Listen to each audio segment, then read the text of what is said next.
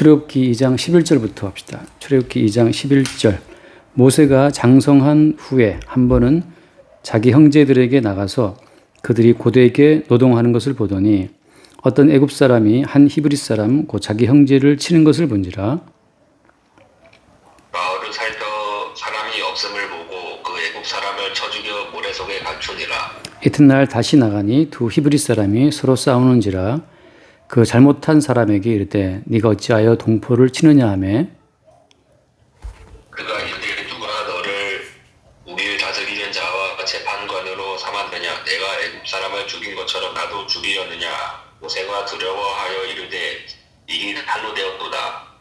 바로가 이 일을 듣고 모세를 죽이고자 하여 찾는지라. 모세가 바로의 낯을 피하여 미디안 땅에 머물며 하루는 우물 곁에 앉았더라. 미디안 제사장에게 7달이 있었더니 그들이 와서 물을 길어 구유에 채우고 그들의 아버지의 양떼에게 먹이려 하는데 목자들이 와서 그들을 쫓는지라. 모세가 일어나 그들을 도와 그 양떼에게 먹이니라. 그들이 그들의 아버지 후에 내게 이를 때 아버지가 이르되 너희가 오늘은 어찌하여 이같이 속히 돌아오느냐. 그들이 이르되 한 애굽 사람이 우리를 목자들의 손에서 건져내고 우리를 위하여 물을 길어 양떼에게 먹였나이다. 아버지가 딸들에게 이르되 그 사람이 어디에 있느냐. 너희가 어찌하여 그 사람을 버려두고 왔느냐. 그를 청하여 음식을 대접하라 하였더라. 모세가 그와 동거하기를 기뻐하며 그가 그의 딸 시보라를 모세에게 주었더니 그가 아들을 낳음에 모세가 그의 이름을 게르솜이라 하여 이르되 내가 타국에서 남은 애가 되었음이라 하였더라. 여러 해 후에 애굽 왕은 죽었고 이스라엘 자손은 고된 노동으로 말미암아 탄식하며 부르짖으니 그 고된 노동으로 말미암아 부르짖는 소리가 하나님께 상달된지라. 하나님이 그들의 고통 소리를 들으시고 하나님이 아브라함과 이삭과 야곱에게 세운 그의 언약을 기억하사 하나님이 이스라엘 자손을 돌보셨고 하나님이 그들을 기억하셨더라. 여기까지 볼게요. 일단은 모세가 히브리 사람 그 동족을 이제 구원하려는 마음이 생겼어요. 이거는 이제 여기 말이 아니고 잠깐 얼른 사도행전 보면 사도행전 7장에 보면 이걸 어떻게 해석하냐 하면 사도행전 7장에 스데반 집사의 설교 가운데 나온 대목이야. 사도행전 7장 22절을 볼게요. 21절부터 7장 21절. 벌어진 후에 바로의 딸의 그를 데려다가 자기 아들로 기름해 모세가 애굽 사람의 모든 지혜를 배워 그의 말과 하는 일들이 능하더라. 그 다음 판 볼래? 23절. 나이가 40이 되매 그 형제 이스라엘 자손을 돌볼 생각이 나더니 네, 이제 40년이 지났어요. 이제 모세가 40이 되었을 때 자기 동포지, 동족, 이스라엘을 좀 돌봐야 됐다는 마음이 생긴 거지. 근데 이게 단순히 동족을 돌본다는 마음이 아니고 어떤 마음이었냐면 그 뒤에 맞아 볼게요. 24절. 한 사람이 원통한 일 당함을 보고 보호하여 압제받는 자를 위하여 원수를 갚아 애굽 사람을 쳐 죽이느라. 그 다음 뒤에 말씀 봐. 25절. 그는 그의 형제들이 하나님께서 자기의 손을 통하여 구원해 주시는 것을 깨달으리라고 생각하였으나 그들이 깨닫지 못하였더라. 자, 그러니까 모세가 지금 애굽 사람을 쳐 죽인 그 동기, 마음의 가장 큰 동기는 뭐냐 하면 이렇게 내가 히브리 동족, 이제 동포니까 동포를 위해서 이 애굽 사람을 쳐 죽인 이것 자체가 바로 하나님이 자기를 통해서 구원의 일을 하시는 거라고 믿은 거야. 지금 단순하게 모세는 동족을 사랑한다는 마음만이 아니라 이것이 어때? 하나님이 자기를 쓰신다고 생각한 거지. 하나님이 자기를 사용해서 히브리 사람들을 구원한다라고 지금 생각한 거야. 이게 이제 오해라고 하는 거죠. 다시 말하면 인간 쪽에서 시작된 그 모든 의도는 하나님 보시기에 사실은 아무 상관이 없어요. 예를 들어서 누군가가 너 같은 이제 그런 이제 젊은이들이 진리를 찾는다는 마음으로 막 헤맨다고 쳐봐. 그럼 인간 쪽에서 진리를 탐구하는 그 마음을 하나님이 기뻐하실까? 인간 쪽에서 하나님을 찾겠다는 그 모든 순수한 마음이지. 하나님을 찾아서 기뻐하시는 뜻대로 살겠다는 그 인간의 그 순수한 마음을 하나님 기뻐하실까? 기뻐하시지 않아요. 인간이 아무리 순수하다 하더라도 하나님은 인간의 순수한 마음에 반응하시는 게 아니라고. 이걸 뭐라고 말해? 모든 사람이 죄를 범하였기 때문에 하나님 영광에 이럴 수가 없다고 말씀하셨잖아. 로마서에서는. 그러니까 인간들의 순수한 마음도 하나님 보시기에는 그게 불순한 거라고. 우리가 보기에 내 양심상 순수한 거지 하나님 보시기에는 우리가 아무리 순수하다 하더라도 하나님 보시기에는 불순물이라고. 하나님 영광에 이를 수가 없어요. 그래서 인간 쪽에서 하나님께 갈 수 있는 길이 있나 없나? 갈 수 없죠. 그 하신 말씀이 뭐였어? 예수님 말씀하시기를 내가 곧 길이요 진리요 또 뭐라고 했어요? 생명이다 하잖아. 한번 읽어볼게요. 요한복음 잠깐 읽어보자. 14장 6절 말씀. 요한복음 14장 6절 말씀을 보면 14장 6절. 자, 예수께서 이르실 때 내가 곧 길이요 진리요 생명이니 나로 말미암지 않고는 아버지께로 올 자가 없다. 이렇게 말씀하셨거든. 그러니까 예수께로 말미암지 않고는 아버지께로 올 자가 없다는 말씀은 무슨 말이야? 어떤 인간이 애쓰고 힘쓴다 하더라도 어때요? 하나님께로 갈 수 있어 없어? 갈 수가 없는 거죠. 그러면 예수님이 길이요 진리요 생명을 할 것 같으면 예수는 어디 있어? 우리가 예수를 찾아낼 수 있나? 없죠. 왜냐하면 하늘나라에서 예수님이 오셨기 때문이지. 그러니까 예수가 오셔서 어떻게 오셔서 자기 사람들을 찾아오신다고. 그래서 예수의 뜻이 뭐야? 예수의 이름의 뜻이? 예수의 뜻이 어떤 거예요? 예수라는 이름의 뜻은 뭐냐 하면 자기 백성을 자기 백성을 저희 죄에서 구원할 자거든. 그러니까 예수님께서는 누가 자기 백성이 아닌지를 아시고 그 예수님께서 자기 백성을 찾아오신다고 하는 거지. 그러니까 인간이 찾아가는 것이 아니고 예수가 찾아오시는 거예요. 그러니까 구원이라고 하는 것은 인간의 시도와 노력이 아니라 인간을 찾아오시는 자기 백성을 찾아오시는 예수님의 노력에 의해서 이루어지는 거라고. 그래서 한 번 더 읽어볼게. 요한복음 거기 앞에 요한복음 1장에 보면 요한복음 1장에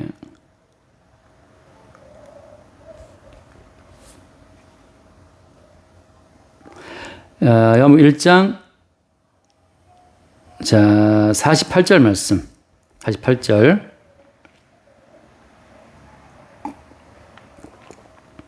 나다나엘이 이르되 어떻게 나를 아시나이까 예수께서 대답하여 이르시되 빌립이 너를 부르기 전에 내가 무화과나무 아래에 있을 때에 보았노라. 나다나엘이 대답하되 라삐여 당신은 하나님의 아들이시오 당신은 이스라엘의 임금이소이다. 이것도 참 황당한 대화지. 왜냐하면 나다나엘은 지금 예수를 몰라요. 근데 예수님이 어때? 예수님께서 나다나엘을 미리 아신다는 거지. 알겠지? 근데 네가 예수님을 알기 전에 예수께서 먼저 너를 아신다는 거야. 그래서 하신 말씀은 예수님이 나다나엘 보자 하신 말씀이 그거였거든.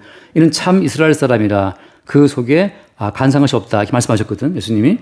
그러니까 나다나엘 입장에서는 예수를 만나본 적이 없어. 어떻게 나를 아십니까? 난 너를 알고 있다.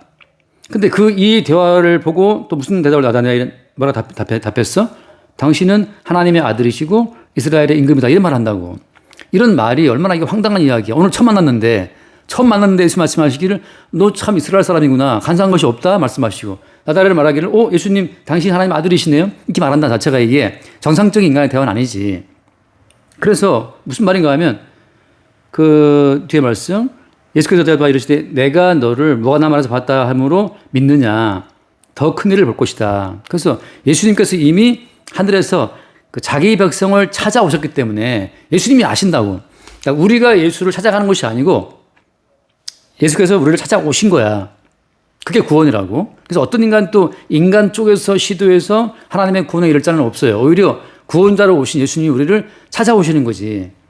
그래서 구원은 인간 쪽에서 안 된다고 하는 거지. 그러니까 인간이 구원받기 위해서 인간이 진리를 찾기 위해서 애쓰는 그 모든 애씀이 헛된 거예요. 그래서 오늘 말씀에 모세가 나갔잖아. 40살 먹고 나갔는데 동족이 지금 막 당하고 있어. 애굽 사람한테. 그래서 자기는 어떻게 생각한 거야? 고통당하는 내 동족을 내가 구원해야지 라고 한 거야. 그러니까 모세 입장에서는 어때?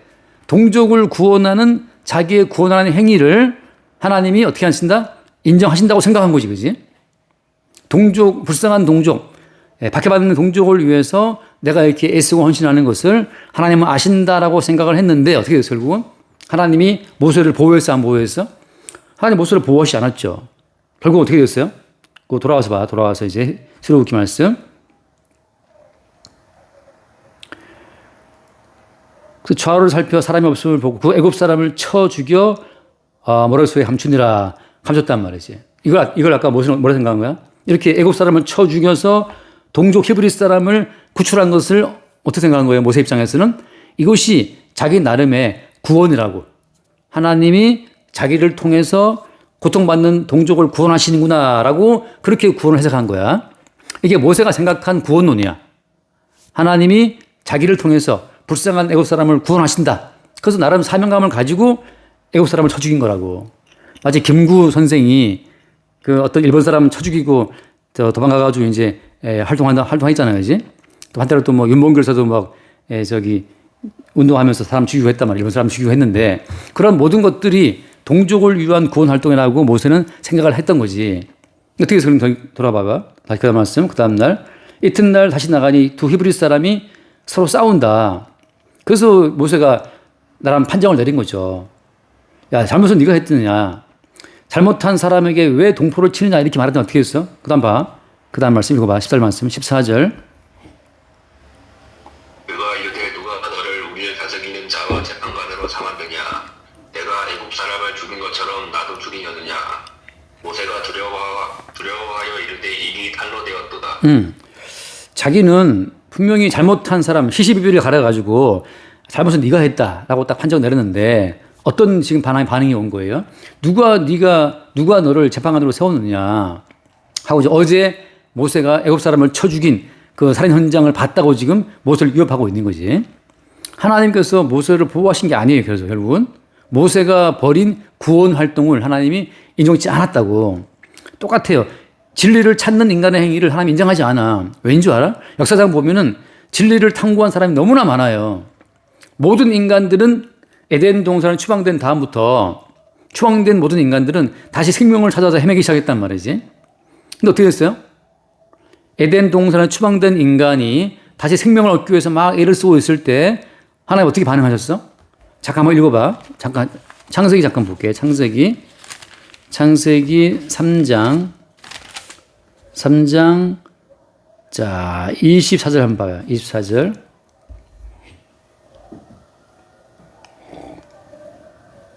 이와 같이 하나님이 그 사람을 쫓아내시고 에덴 동산 동쪽에 불과 두루 없는 불칼을 두어 생명나무의 길을 지키게 하시니라. 하나님 쪽에서 천사들을 동원하고 두루 도는 불칼을 쫙 배치해서 생명나무의 길을 막아놨다는 거지. 어떤 인간도 자기 노력과 진리를 탐구하는 자기의 헌신에 의해서 이 천사들을 뚫고 불칼을 뚫고 생명의 세계에 들어올 수 없다는 거야.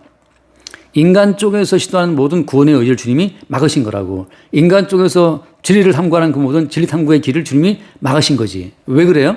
예수님만이 길이요 생명이시기 때문에 길과 진리요 생명이신 예수님이 찾아오시는 사람만 구원되는 거지.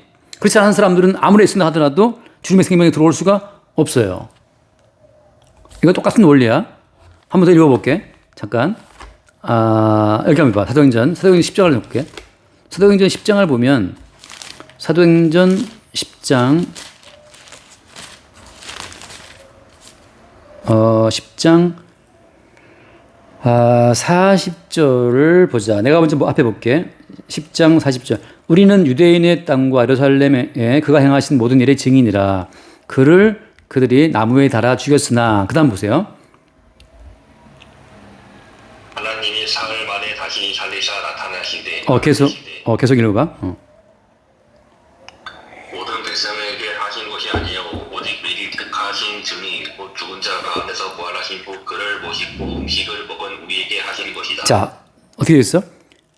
사흘 만에 살아났는데 예수님께서 살아나신 예수님을 누구한테 나타나 보셨다고? 다시 한번 봐봐. 다시 말씀. 41절 말씀. 모든 백성에게 하신 것이 아니요라고 했잖아. 부활하신 예수님이 자기의 부활하심을 모든 백성에게 보이신 것이 아니라고. 그게 뭐라고 되어 있어요? 오직 미리 택하신 증인들에게만 보이신 거야.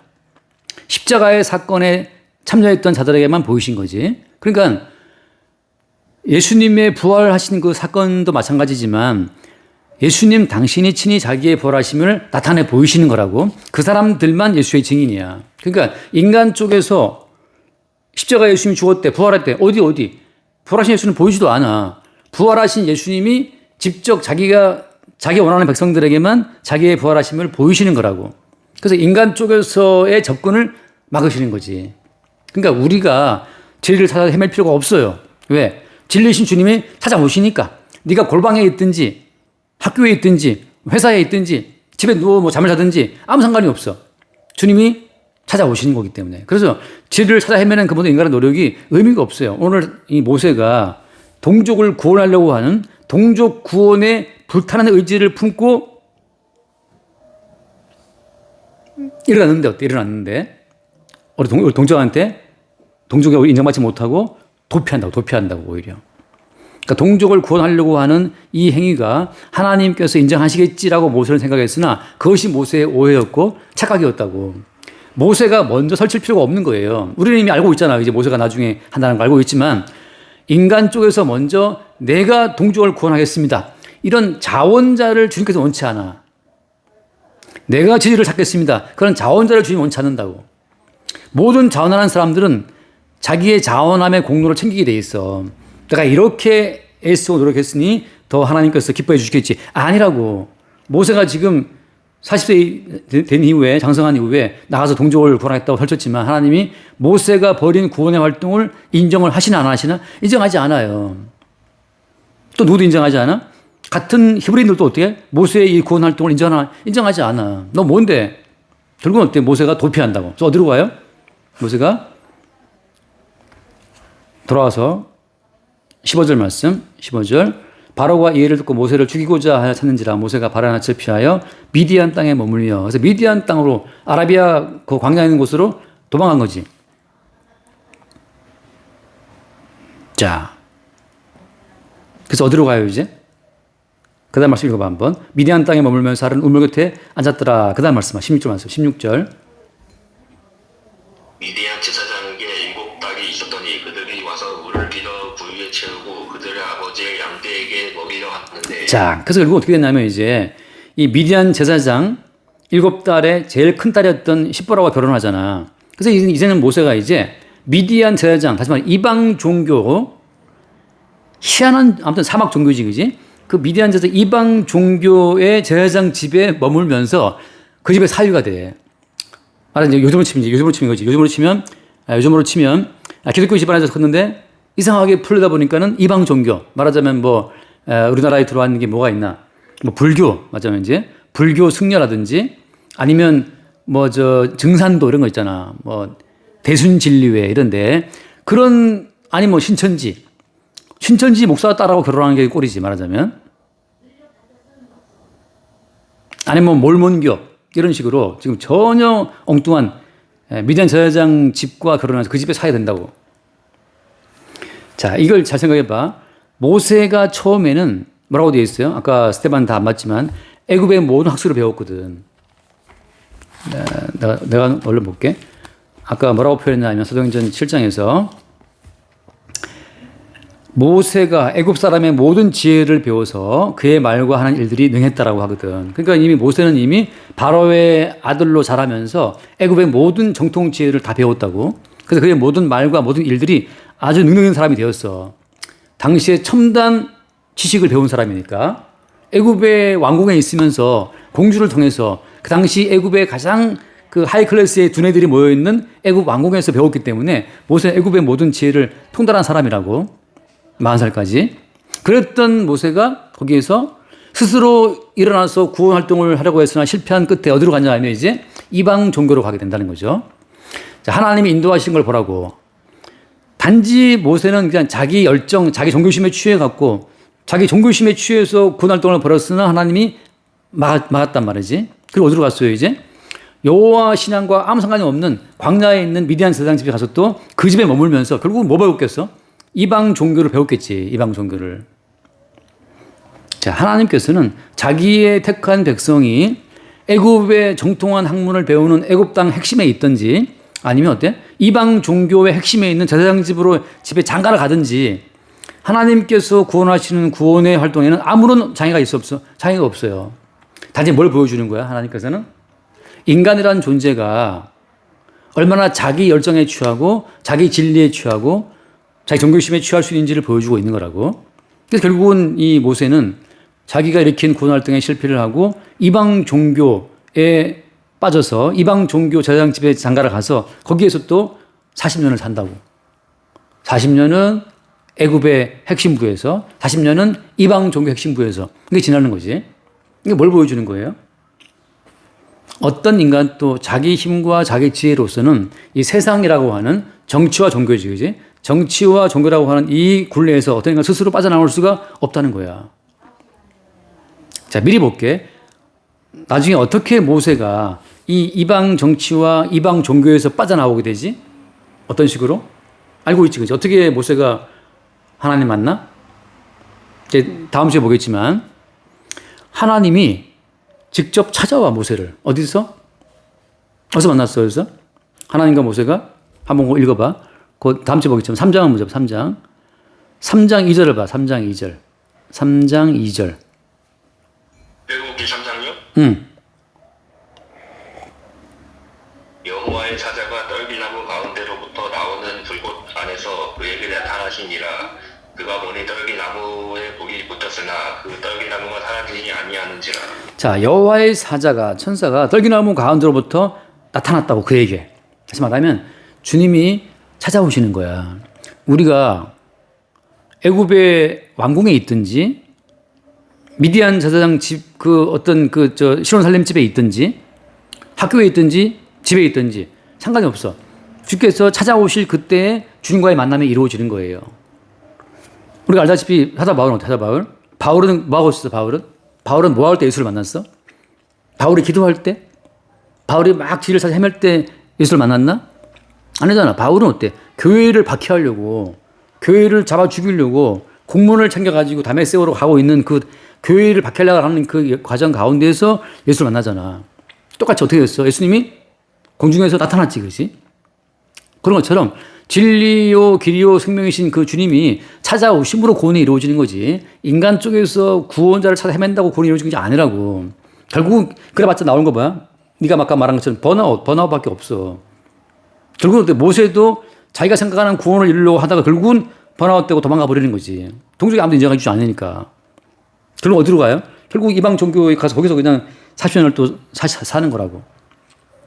그러니까 모든 구원이라고 하는 것은 구원의 주님이 찾아오심으로 이루어지는 거지. 인간의 모든 구원의 노력과 시도를 주님께서 아무 쓸데없이 아무 의미 없다고 보시는 거야. 그건 아무 의미가 없어요. 그러니까 너도 너 나이에 맞는 일을 하고 너 나이에 맞는 그 재밌는 거 하면서 살라 그 말이지. 괜히 찾는다고 헤매지 말고 찾는다고 보여주는 게 아니기 때문이야. 그래서 나 돌아와서 볼게 이제 돌아와서. 자, 그렇게 모세는 애굽의 왕국에서 40년, 미디안 제사장 집에서 40년 그렇게 살아요. 그걸 어떻게 했어? 그 다음에 읽어볼게. 그렇게 했다가 22절 봐. 22절 말씀. 22절을. 그가 아들을 낳음에 모세가 그에게 이름을 게르솜이라 하여 이르되 내가 타국에서 나그네가 되었음이라 하였더라. 모세가 아들을 낳고 아들 이름을 나그네, 게르솜이라고 지었다고, 게르솜. 근데 생각해봐. 여기 말한 것처럼 모세가 말하기를 내가 타국이라는 타국. 그럼 모세의 본국은 어디야? 모세의 본국은. 지금 여기 미디안 땅이 타국이라면 모세의 본래 나라는 어디야? 애굽이 본래 나라인가? 애굽도 본국이 아니잖아. 원래 모세는 마땅히 죽었어야 되는데 강물에 던져졌으나 그 바로의 딸이 하나님의 계획으로 그 바로의 딸이 건져져 살아났잖아요. 그래서 결국은 모든 성도라고 하는 것은 이 땅이 고향이 아니라 이 땅은 모든 성도를 죽이는 땅이라고. 원래 죽었었어. 죽었다가 살아났단 말이지. 그래서 지금 모세도 지금 오해하고 있는 거야, 지금. 모세는 지금 애굽을 본국으로 생각하고 있지만 본국의 애굽이 아니라고. 그 아무튼 그 아들 이름을 지으면서 이제 게르솜이다, 나그네다. 네. 다시 말해서 지금 모세는 번아웃된 거야. 애굽에서 구원을 하겠다라고 그랬지만 완전히 무시당하고 그냥 쫓겨났고, 미디안 땅에서는 할 일 없이 이방 종교나 따라다니고 있으니까, 양이나 치고 있으니까 모세 입장에서는 아무것도 이런 것이 없어. 그냥 결혼해서 아들을 낳은 것뿐이지. 자, 하나님 입장에서는 이렇게 인간이 뭘 하려고 하는 거, 그러니까 하나님의 언약에, 이게 오늘 핵심인데, 하나님의 언약을 이루기 위해서 인간이 뭔가를 한다는 것은 불가능해요. 하나님은 자기 언약을 이루는 데 있어서 인간의 공로를 끼워주지 않아. 철저히 해서 인간은 하나님 언약 앞에서 오히려 하나님의 언약을 방해하고 회방하는 인간의 본성만 드러낼 뿐이야. 왜? 모든 구원이라고 하는 것은 하나님과 예수님 두 분의 언약을 통해서 예수가 십자가의 죽음으로 구원이 이루어지는 거거든. 그러니까 믿음도 선물이고 다 선물이라고. 왜 선물이야? 한 거 아무것도 없이 홀로 구원을 완성하신 예수님이 주시는 거기 때문에 선물이라고. 그러니까 예수님이 십자가의 피로 죽으심으로 구원을 이룰 때 그때 우리는 뭐 했나? 우리는 없었어. 있지도 않았어. 우리가 주님의 십자가에 죽으시며 기여한 바가 있나 없나? 아무것도 없어요. 그냥 예수님이 홀로 십자가를 지고 십자가 예수가 못 박힐 때 그때 막 따라온 자들이 있었나? 없었다고. 베드로는 도망가 버렸잖아요. 세 번 부인하고. 그러니까 예수님의 십자가의 사건, 그 홀로 언약을 이루신 사건 가운데에서 모든 인간은 동참될 자가 아무도 없었단 말이지. 홀로 이루신 구원이라고. 홀로 이루신 구원. 그것을 사실을 보여주고 있는 거야. 그래서 나온 게 뭐냐 이제. 자, 마지막에 돌아와 봐요. 출애굽기 2장. 거기 2장에 보면은 그 다음 말씀 23절 말씀 23절 여러 해 후에 애굽 왕은 죽었고 이스라엘 자손은 고된 노동으로 말미암아 탄식하며 부르짖으니 그 고된 노동으로 말미암아 부르짖는 소리가 하나님께 상달된지라. 그 다음 24절 목사님? 평가가 안 돼요 지금. 오케이. 내가 볼게. 하나님 그들의 소리, 고통 소리를 들으시고 하나님이 아브라함과 이삭과 야곱에게 세운 그의 언약을 기억하사라고 했거든. 자, 하나님이 본인이 세우신 언약을 지금 친히 기억하시겠다고 하는 거지. 모세의 능동적인 활동으로 하나님의 구원이 스타트되는 것이 아니고 하나님은 어때? 당신의 언약을 기억하시고 친히 그 언약대로 이스라엘을 하나님이 이제 구원하시는 활동을 시작하신다고 하는 거지. 그래서 하나님이 그 자손을 돌보셨고 하나님이 그들을 기억하셨더라. 그래서 인간의 어떤 활동에 의해서가 아니고 뭐에 의해서? 하나님께서 친히 행하신 그 언약을 기억하셔서 언약대로 좀 시행하시는 거야. 그러니까 언약의 때가 오기 전까지는 어때? 모세가 뭘 하든지 간에 그건 다 헛된 일이라고. 그래서 어떻게 보면 그렇잖아. 우리가 지금 흔히 말하는 거야. 모세가 애굽에 40년 보냈지, 그지? 미디안에 40년 보냈잖아. 80년 세월을 보냈다고. 다시 말해서 지금 이스라엘 백성들은 노동과 박해로 죽어나가는 지경인데도 불구하고 하나님은 기껏 모세를 태어나게 한 다음에 80년 동안이나 어떻게 이 땅에서 탁월한 인간의 그 비언약적인 본성이지. 비언약적인 본성을 다 들춰낸다고. 모세를 통해서. 80년이 지나간 이후에 비로소 하나님이 당신이 세우신 언약을 기억하셔서 이제 일을 시작하시는 거지. 그러니까 80년이라는 그 세월도 주님 보시기에는 아무것도 아닌 거예요. 그렇게 하나님께서 모세의 그 헛발질을 다 하게 하신 다음에 결국 모세 입장에서는 어때?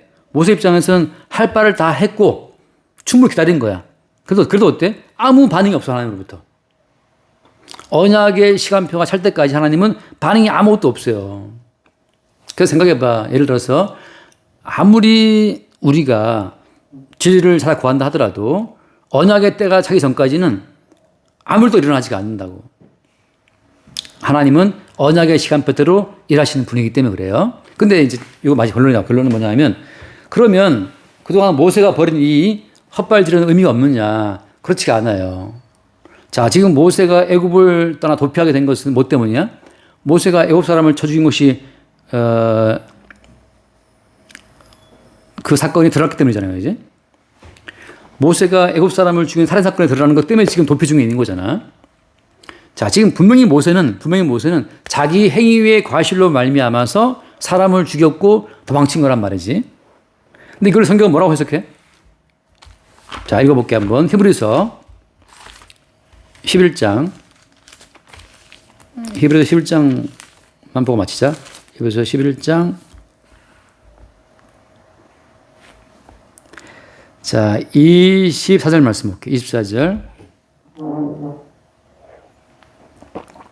믿음으로 모세는 장성하여 바로의 공주의 아들이라 칭함받기를 거절하고 도리어 하나님 백성과 함께 권한받기를 잠시 죄악의 낙을 누리는 것보다 더 좋아하고 그리스도를 위하여 받는 수모를 애굽의 모든 부하보다 더 큰 재물로 여겼으니 이는 상 주심을 바라봄이라 그랬거든. 여기서 아니 언제 모세가 자발적으로 바로의 공주의 아들이라 체험한 그걸 거절했나? 자, 중요한 건 지금 모세는 지 성질에 못 이겨서 동족을 사랑하는 자기의 어떤 동족 본능 때문에 애굽 사람을 쳐 죽인 살인 사건 때문에 지금 도피한 거란 말이지. 모세 개인의 범죄로 말미암아 도피한 사건인데 그걸 성경에서 이제 뭐라고 보고 있는 거야? 바로의 공주의 아들이라 칭함받기를 거절하고 하나님 백성과 함께 고난 받기를 그것을 더 좋아했다고 하는 거지. 또 다음 뭐라고 해서 또 그다음 말씀 중요한 것은 그리스도를 위하여 받는 수모를 애굽의 모든 부하보다 더 큰 제물로 여겼다 그랬다고. 분명히 출애굽기에서는 지금 모세는 자기가 사람을 때려 죽인 그 사건 때문에 도피한 도망자의 신분인데 히브리서에서는 그러한 모세의 도피 활동을 믿음의 행동이라고 다 평가하고 있어요. 자, 결론은 뭐냐 하면 우리는 우리의 욕망대로 인생을 살면서 헛발질을 한다 하더라도 하나님께서는 그 모든 행동 자체를 하나님 나라를 위한 행동으로 예수를 위한 행동으로 다 그것을 바꾸어서 보신다고 하는 거지. 우리가 지금 우리 의도를 품고 이러면 기뻐하시겠지. 그것이 아니고 우리는 우리 성질대로 살았으나 하나님께서는 어때? 그 모든 것을 다 그리스도를 위한 행위라고 하는 것으로 바꾸어서 보신다고 하는 거야. 왜 그럴까? 처음부터 하나님께서는 예수님을 통해서 자기 백성을 구원하시려고 계획이 있었고 예수 앞으로 끌고 나오는 그 모든 과정이 뭐냐 하면 애굽 사람을 쳐 죽인 사건, 미디안 땅 도피한 사건, 미디안 제사장 집 딸내미랑 결혼한 사건, 아들을 낳은 사건 다 포함되는 거예요. 자, 인생이라고 하는 것은 현재 기반을 두고 인생이 해석이 되는 것이 아니고 그리스도 예수의 십자가 앞에서 인생은 해석이 되는 거야. 따라서 십자가 앞에 딱 서보니까 예수님의 십자가를 나타내고 증거하기 위해서 이런 인생을 살아왔던 것이었군요라고 하는 것을 보게 되는 거야. 그래서 어때? 주님 입장에서는 참 네가 수고 많았다. 네가 애굽 사람 때려 죽이고 도피하느라 얼마나 마음 졸였냐 말이지. 네가 애굽 사람을 쳐 죽이고 이스라엘을 구원하겠다고 나설 때 네가 얼마나 수고 많았냐. 라고 하는 것으로 다 해석이 되면서 마지막에는 무엇을 위한 것으로? 그리스도를 위한 것으로 그 모세의 인생을 다 해석하시는 거야. 왜? 그런 과정을 통해서 모세는 하나님 보시기에 그냥 죄인일 수밖에 없어. 근데 어때? 그 죄인됨 자체가 죄인을 위해서 십자가에 못 박혀 죽으신 예수를 증거하는 삶이기 때문에 하나님께서는 참 네가 죄인으로 사느라고 고생 많았다라고 해석하신다는 거지. 무슨 말인지 못 알아들 수 있지만 한번 계속 생각해봐. 모든 인생은 늘 실패하는 인생이야. 모든 인생은. 네가 네 인생 볼 때 성공하겠다고 볼 수 있나? 인생은 다 실패 연속이고 후회 연속이에요. 근데 왜 이렇게 내 인생은 실패하고 왜 이렇게 내 인생 후회가 많지? 근데 우리 입장에서는 그게 안 풀리는 거야. 나중에 돌아보니까 어때? 우리를 용서하기 위해서 죄인들의 죄를 지고 십자가에 죽임당하신 예수님의 십자가의 사건을 나타내고 드러내기 위해서 그렇게 죄인됨으로 살아왔던 거지. 그러니까 우리가 볼 때는 인생이 후회도 많고 갈등도 많고 괴로움도 많지만 십자가에서 죽임당하신 예수를 나타내고 증거하기 용도로 지금 우리 인생 하고 있다는 그 사실을 믿는 믿음 안에서 우리 인생에 대한 자유로움을 얻게 된다고. 어쨌든 나나 너나 마찬가지지만 우리 인생을 피로 값주고 사신 분이 우리 인생을 구하는 거야. 그렇게 예수님 앞에서 우리 인생이 새롭게 해석이 되는 거예요. 이거 봅시다. 나 기도할까? 기도할래? 기도합시다. 하나님 아버지 감사합니다. 모세의 개인적인 뜻과 의지를 다 부인케 하시고 오직 언약의 주님이 홀로 행하심으로 구원을 이루시는 주님의 구원 역사를 새롭게 발견할 수 있도록 축복하여 주옵시고 우리의 실패와 후회 가득한 인생이지만 이 모든 인생을 통해 오직 홀로 구원을 이루시는 주님의 홀로 이루심만 나타내고 증거하여 주옵소서. 우리 주 예수로 기도드립니다. 아멘.